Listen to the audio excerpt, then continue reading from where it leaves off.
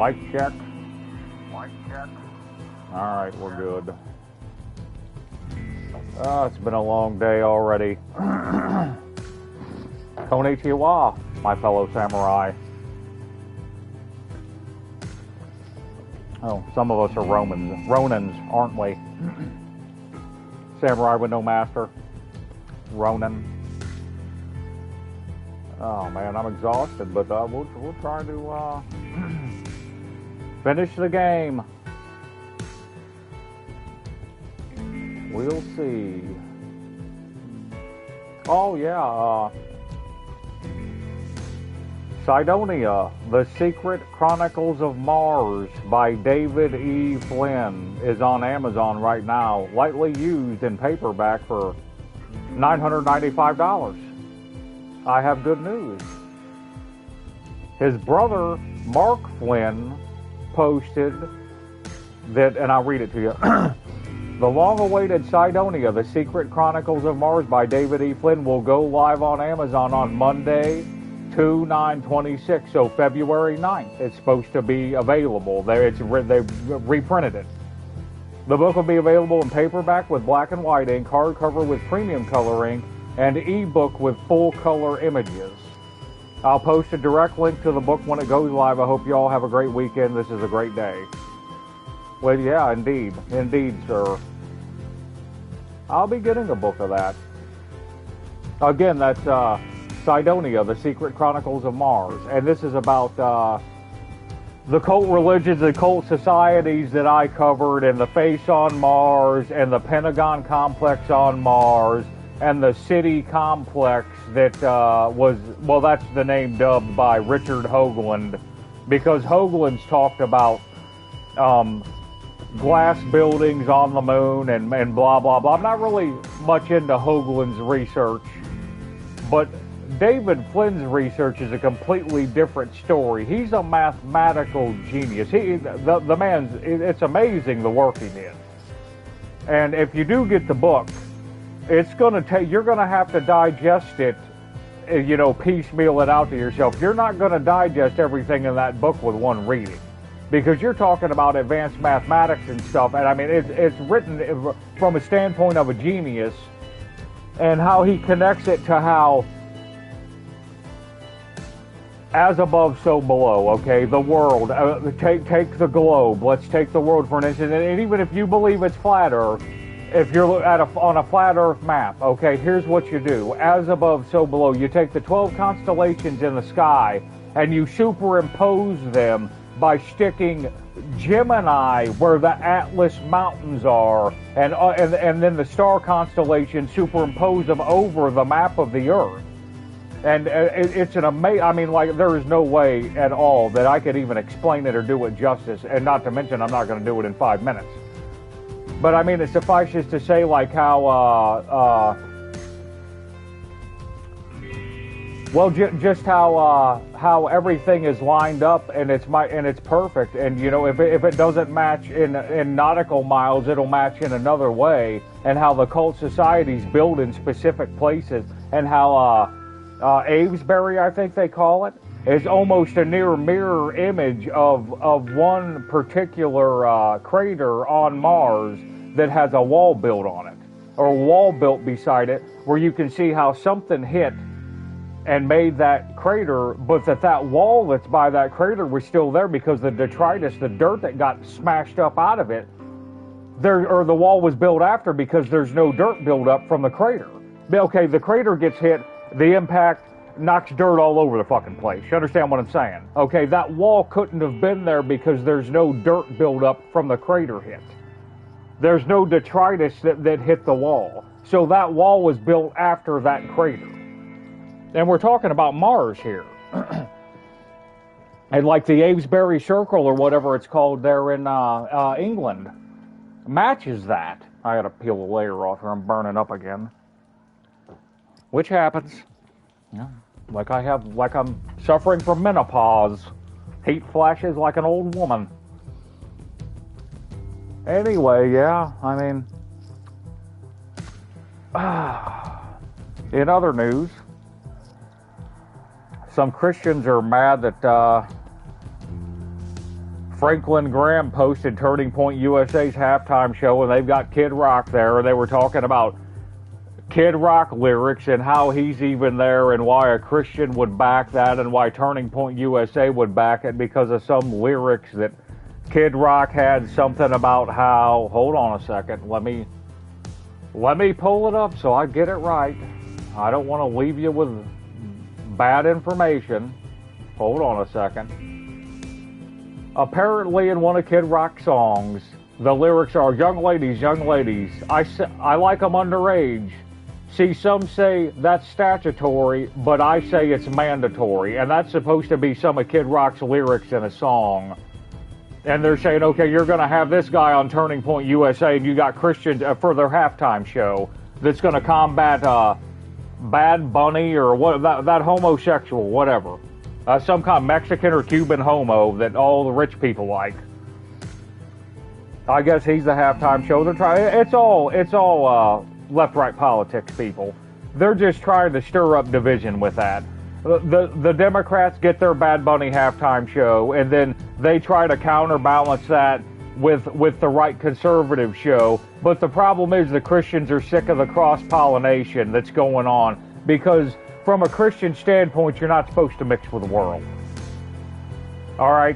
So if some guy sings about sleeping with underage girls, you're not supposed to have him on your stage. You're not supposed to promote that garbage. And it's all money. It's all, the motivation is money backed. Every single Christian organization in the United States in mainstream is backed by money. Where does that money come from? Do you think it just comes from the donors?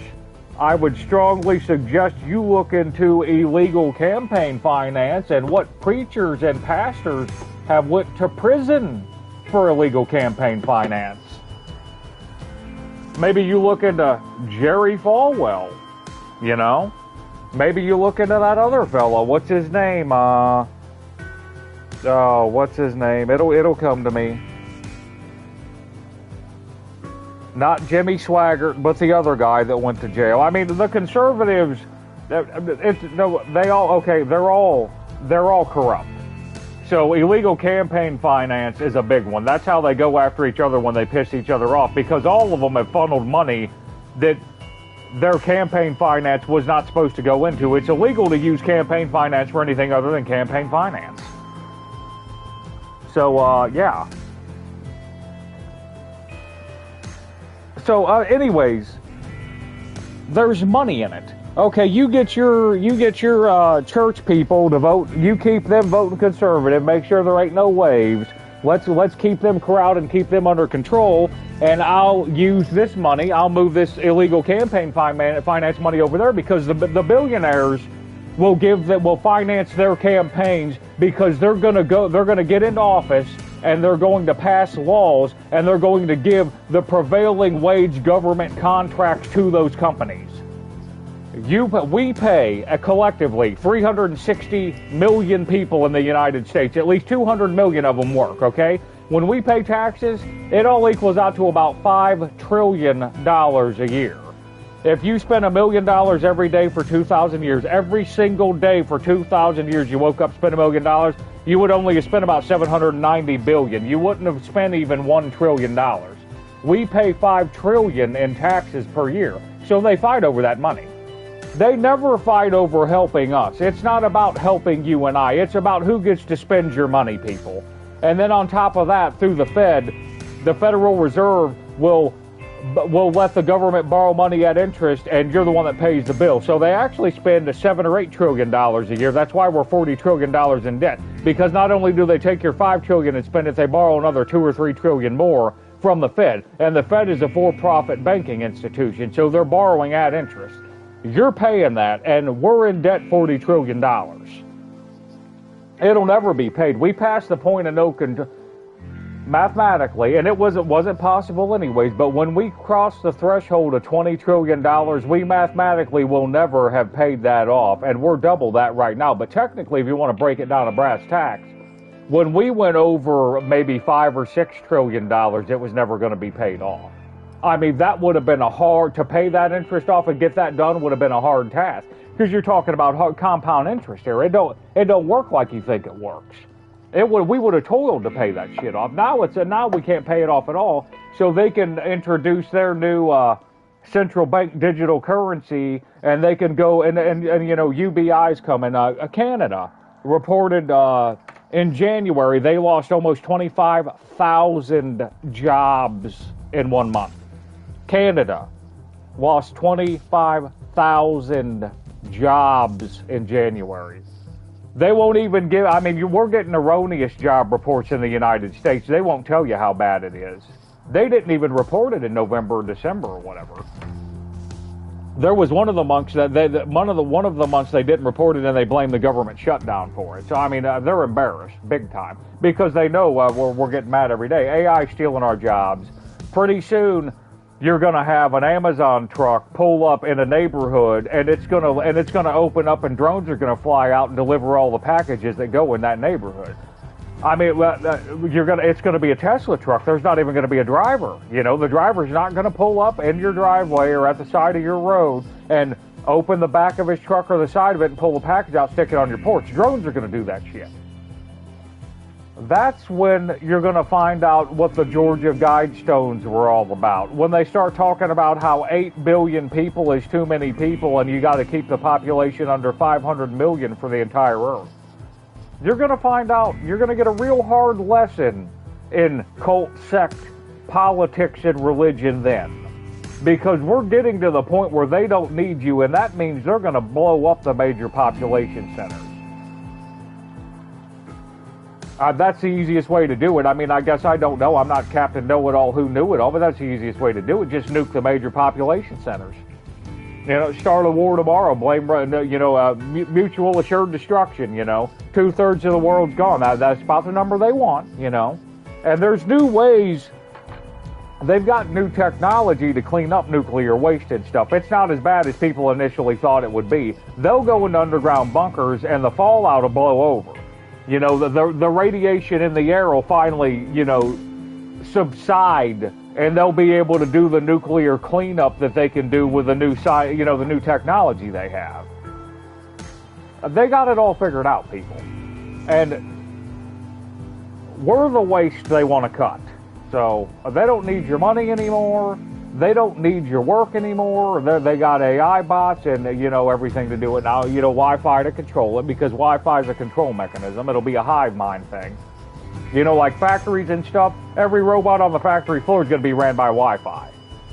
Like when Trump got on TV and said 5G, 6G, 7G, we need to keep going with the Gs. That's what he's talking about. That gives them more power, to load those networks up with more devices. Anyways, we'll stop talking about politics and move on, but that book, Chronicles of Cydonia, look it up. A treasure trove. Found all kinds of info on the research they were doing, but even better, I snagged an actual scientist. Turns out he was the lead scientist overseeing Lydia and her people. He actually helped them escape, and now he wants to help them develop their powers even further.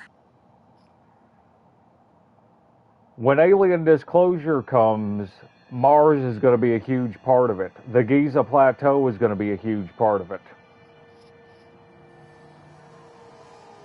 I think that's the primary in disclosure. Everything else is secondary, at least in my eyes. You see where I'm staring there? You see how I'm staring out west? Do you see that, Kevin? Do you see it? Do you see it? See? Kyle's staring west, isn't he? Isn't he? Look at that sun. That's a prophecy.